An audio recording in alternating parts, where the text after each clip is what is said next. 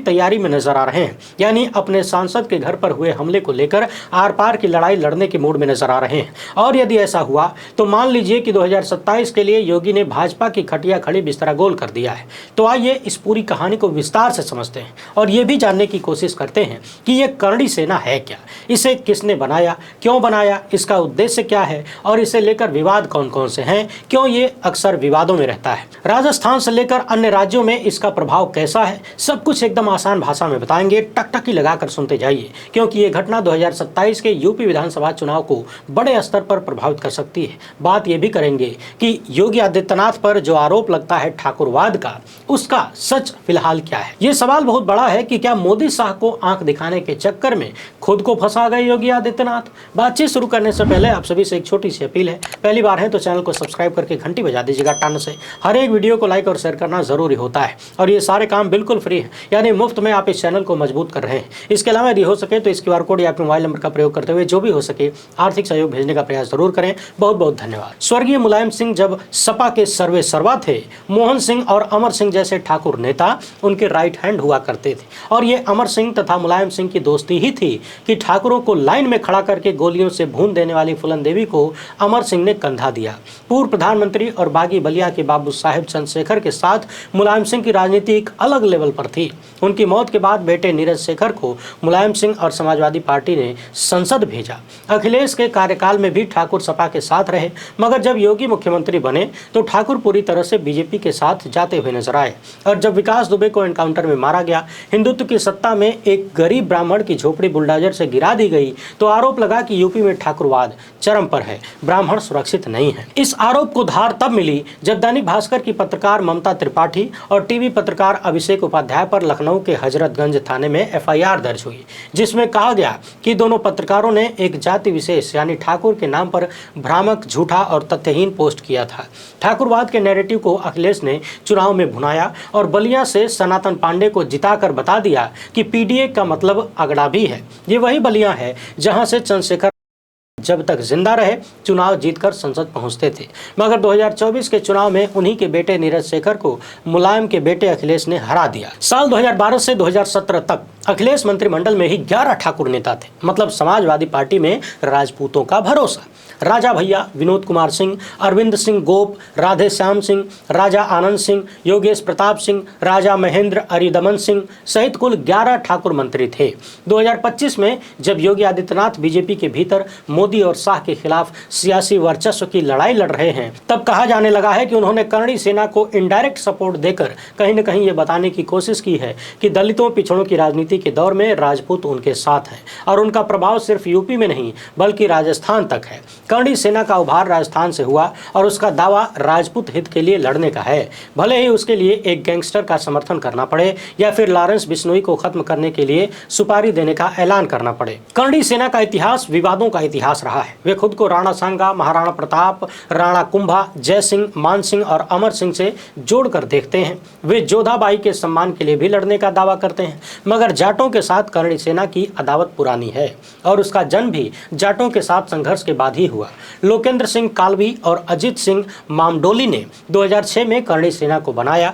दोनों इस बात को मानते थे कि जाटों के साथ उनकी लड़ाई है और ऐसे संगठन की जरूरत है जो समाज की आवाज बुलंद कर सके। दरअसल साल 2006 में रावड़ा राजपूत आनंद पाल सिंह ने जीवन राम गोदारा और हरफूल राम जाट की डीडवाना में हत्या कर दी। आनंद पाल तब तक राजस्थान का कुख्यात गैंगस्टर बन चुका था और जब उसकी मौत हुई तब भी राजस्थान में भारी बवाल हुआ। गोदारा और हरफूल राम जाट की हत्या शराब तस्करी के धंधे में अपना कंट्रोल स्थापित करने को लेकर हुई थी। जाटों ने आनंद पाल का विरोध किया तो उन्हें बहुत सारे नेताओं का समर्थन मिला। माहौल ऐसा बना कि आनंद पाल से जुड़े राजपूतों को पुलिस धड़ाधड़ गिरफ्तार करने लगी। इसी का विरोध करने के लिए कालवी और मामडोली ने श्री राजपूत करणी सेना का 23 सितंबर 2006 को गठन किया और तब कहा गया था कि करणी सेना के 11 लक्ष्य होंगे। इसमें राजपूत राजपूत समाज के खिलाफ काम करने वालों का विरोध करना, राजपूती इतिहास से छेड़छाड़ का विरोध करना, राणा सांगा और महाराणा प्रताप जैसे महापुरुषों के अपमान का विरोध करना और राजपूत एकता को बढ़ावा देना। राजस्थान में जाटों के अलावा बाकी जातियों ने कभी राजपूत से परहेज नहीं किया और न ही उनका विरोध किया। कालवी बीजेपी की राजनीति करते रहे, मगर जाटों के साथ उनका संघर्ष था और वो राजनीतिक तौर पर भी था, क्योंकि राजस्थान में जाटों को कांग्रेस का वोटर माना जाता है। लोकेंद्र सिंह कालवी का करड़ी सेना को लेकर अजित सिंह मामडोली के साथ भी संघर्ष चलता रहा। कहा जाता है कि कालवी एक असफल नेता थे और मामडोली एक बिल्डर। दोनों का दावा था कि उन्होंने करड़ी सेना बनाई।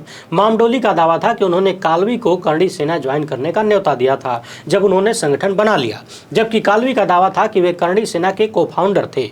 विवाद इतना बढ़ा कि 2008 के विधानसभा चुनाव में लोकेंद्र सिंह कालवी और अजित सिंह मामडोली ने अपने अपने रास्ते अलग कर लिए और एक ही नाम से दोनों अलग अलग संगठन चलाते रहे। सवाल यह है कि जब राजपूत एकता की बात होगी तो क्या सिर्फ राजस्थान के राजपूतों की एकता की बात होगी या यूपी मध्य प्रदेश के राजपूतों की भी एकता की बात होगी? दिग्विजय सिंह कांग्रेस के नेता हैं और उनके बेटे जयवर्धन सिंह ने अरविंद सिंह मेवाड़ के निधन पर उनके घर जाकर श्रद्धांजलि दी, उनके बेटे के गले मिले। अब राजपूत एकता को आप ऐसे समझिए, तब आगरा में योगी के रहते हुए करड़ी सेना का बवाल ज्यादा समझ में आएगा। शायद पता चलेगा कि कैसे करड़ी सेना को आगे करके शायद योगी मोदी शाह के खिलाफ अपनी पोजीशन मजबूत कर रहे हैं। राजस्थान में वसुंधरा राजे जब मुख्यमंत्री थीं, राजपूत उनका खुलकर समर्थन करते थे और वो भी अरविंद सिंह मेवाड़ को श्रद्धांजलि देने पहुंची थी। करड़ी सेना का नाम करड़ी माता के नाम पर रखा गया है, जो कि पूरे राजस्थान में पूजी जाती है और उनका मंदिर बीकानेर के पास देशनोक में है। इस मंदिर की खासियत है कि यहाँ चूहे बहुत हैं और उन चूहों को भी श्रद्धा भाव से पूजा जाता है। साल 2008 में करड़ी सेना ने आशुतोष गोवारिकर की फिल्म जोधा अकबर का जबरदस्त विरोध किया। कहा गया कि फिल्म में इतिहास को गलत तरीके से दिखाया गया। राजस्थान में जोधा अकबर रिलीज नहीं हुई, जबकि राजस्थान की सरकार ने उस पर बैन भी नहीं लगाया था। 2008 में ही करड़ी सेना ने ब्राह्मणों पर लाठीचार्ज के खिलाफ जयपुर बंद का ऐलान किया। कहा कि क्षत्रियों का परम कर्तव्य है कि वो समाज की रक्षा करें और 2012 में करड़ी सेना ने भाजपा विधायक राजेंद्र राठौड़ की गिरफ्तारी के बाद फिर से बंद का ऐलान किया। राठौड़ को फेक एनकाउंटर केस में सीबीआई ने गिरफ्तार किया था। उसके अगले साल जब कांग्रेस का चिंतन शिविर आयोजित होने वाला था, करड़ी सेना ने आरक्षण के मुद्दे पर सोनिया गांधी को विरोध की धमकी दी और कहा कि वे चिंतन शिविर का विरोध करेंगे। 2014 में करड़ी सेना ने जयपुर लिटरेचर फेस्टिवल में एकता कपूर का भी जोरदार विरोध किया, क्योंकि जितेंद्र की बेटी ने जोधा अकबर के नाम से एक टीवी सीरियल बनाया था। लंबे समय तक करड़ी सेना का चेहरा 6 फुट से ज्यादा लंबे लोकेंद्र सिंह कालवी रहे, जिन्होंने पद्मावत फिल्म के खिलाफ पूरे देश का दौरा किया और उत्तर भारत में राजपूतों को एकजुट किया। कालवी का कोई ऑफिस नहीं होता था, वे अपने घर से काम करते थे या फिर श्री राजपूत सभा के जयपुर ऑफिस से। लोकेंद्र सिंह कालवी कल्याण सिंह कालवी के बेटे थे, जो चंद्रशेखर की सरकार में मंत्री हुआ करते थे। लोकेंद्र सिंह कालवी ने 1993 में लोकसभा का चुनाव निर्दलीय लड़ा और 1998 में उन्हें भाजपा से टिकट मिल गया, मगर दोनों बार उन्हें हार का सामना करना पड़ा। 1999 में कालवी ने बीजेपी छोड़ दी और बीजेपी के पूर्व नेता देवी सिंह भाटी के साथ सवर्णों के लिए आरक्षण की मांग को लेकर आंदोलन शुरू किया। 2003 में विधानसभा चुनाव में दोनों ने 65 सीटों पर उम्मीदवार उतारे। देवी सिंह भाटी और लोकेंद्र सिंह कालवी विधायक बन गए और 2004 में दोनों बीजेपी में वापस लौट आए। 2015 में कालवी ने करड़ी सेना के स्टेट प्रेसिडेंट सुखदेव सिंह गोगामेडी को संगठन से बाहर कर दिया, तो गोगामेडी ने श्री राष्ट्रीय राजपूत करड़ी सेना का गठन किया। 8 साल बाद 5 दिसंबर 2023 को जयपुर में गोगामेडी की गोली मारकर हत्या कर दी गई। इस हत्या की जिम्मेदारी लॉरेंस बिश्नोई के साथी रोहित गोदारा ने ली और गोदारा का कनेक्शन राजपूत बनाम जाटों के संघर्ष से जुड़ता है, जो 2006 में शुरू हुआ था, क्योंकि करड़ी सेना का गठन ही आनंद पाल द्वारा जीवन राम गोदारा की हत्या के बाद शुरू हुआ था। गोगामेडी की जब हत्या हुई, वो करड़ी सेना के राष्ट्रीय अध्यक्ष थे। कहा जाता है कि आनंद पाल के एनकाउंटर के बाद से ही लॉरेंस बिश्नोई की गोगामेडी के साथ अनबन चल रही थी और उसी अदावत में लॉरेंस के गुर्गे रोहित गोदारा ने गोगामेडी की हत्या कर दी। मगर लॉरेंस ने गोगामेडी को मारने की जिम्मेदारी गोदारा को क्यों दी? अगर आप समझें तो यही सियासत है। गोगामेडी की हत्या में आनंद पाल की बड़ी बेटी का हाथ होने का अंदेशा भी जताया गया, क्योंकि आनंद पाल की बड़ी बेटी चरणजीत उर्फ चीनू एनकाउंटर से पहले ही दुबई चली गई थी और पिता की मौत के बाद भी भारत नहीं आई। कहा गया कि पिता के जानी दुश्मन को ठिकाने लगाने के लिए चीनू ने लॉरेंस बिश्नोई से हाथ मिला लिया। हालांकि चीनू ने इन आरोपों को खारिज कर दिया था। जोधा अकबर के बाद करणी सेना ने पद्मावत फिल्म का जबरदस्त विरोध किया। उन्होंने फिल्म निर्देशक संजय लीला भंसाली पर हमला किया जब वे जयगढ़ किले पर शूटिंग कर रहे थे। 27 जनवरी 2000 वसुंधरा ने पद्मावत को बैन कर दिया और तब कांग्रेस ने भी करणी सेना का विरोध नहीं किया, क्योंकि पार्टी नहीं चाहती थी कि 2018 के चुनाव में उसे राजपूतों के विरोध का सामना करना पड़े।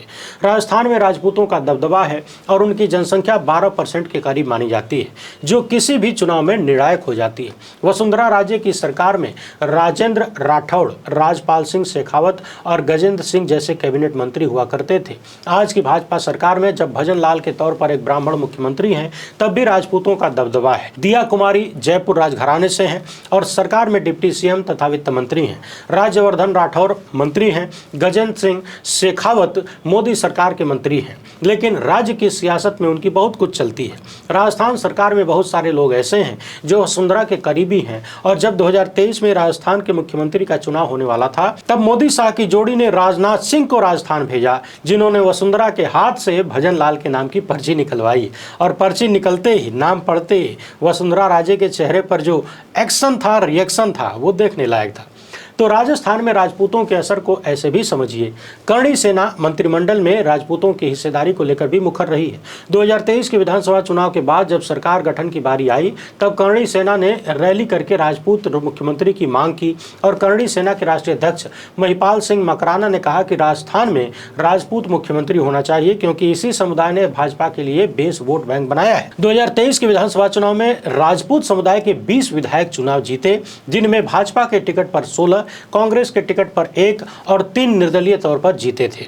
मगर राजस्थान का राजपूत कनेक्शन यूपी से सीधे तौर पर जुड़ गया है और ये पहली बार नहीं है जब योगी आदित्यनाथ पर ठाकुरवाद का आरोप लग रहा है। योगी राजपूतों की ही पीठ के महंत हैं और उनके सीएम रहते एनकाउंटर में ज्यादातर दूसरी जातियों के लोग मारे गए।